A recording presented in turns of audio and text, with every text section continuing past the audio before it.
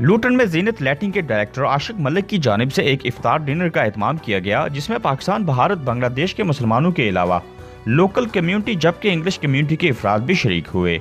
इफ्तार dinner में मेज़बान आशिक मलिक ने समा से गुफ्तगू करते हुए कहा कि रमज़ान और मुबारक का महीना हमें दुनिया के अंदर बसने वाले दूसरे गरीब और नादार अफराद का एहसास दिलाता है। रमज़ान का महीना हमें यह सिखाता है कि हम उन लोगों के बारे में सोचें जो जिनके पास खाने को नहीं है, जिनके पास, और इसी पर्पज़ के लिए हम यहाँ एकजा हुए हैं।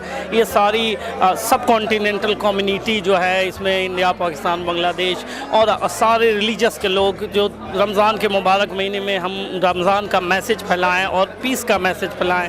इस मौका पर दीगर अफराद ने समा से गुफ्तगू करते हुए कहा कि इस तरह के इफ्तार डिनर का एहतमाम करना नहायत ही खुशाइंदा और इससे हमें आपस में जहां मिल बैठने का मौका मिलता है, वहीं पे ये रमज़ान का महीना हमें एहसास दिलाता है कि हम दूसरे ज़रूरतमंदों की भी मदद करें। How to maintain the multicultural system and unity and loving each other, be a good neighborhood.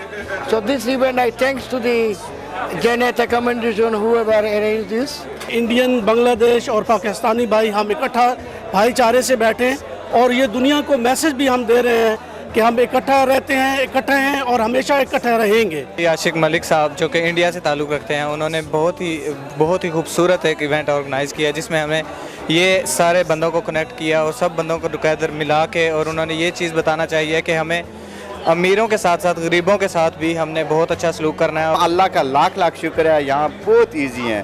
लेकिन हमारे मुल्क में, ये गरीब मुल्क में जहाँ देखो ना, तो कैसे लोग ज़िंदगी बसर करते हैं, खाने के लिए नहीं है। आशिक मलिक साहब जिनने ये आज इफ्तार पार्टी रखी है, तमाम जो एशियन कम्युनिटीज़ हैं वो एक साथ मिल बैठे हैं और इस इफ्तार पार्टी से हमारे जो मुल्क के गरीब लोग हैं उनको भी काफ़ी फ़ायदा होगा। इफ्तार डिनर से कबल फ़लस्तीन, शाम और मकबूजा कश्मीर के मुसलमानों की खुसूसी दुआ की गई। कैमरामैन नुमान इब्राहिम के साथ अबरार कुरैशी, समा, लूटन।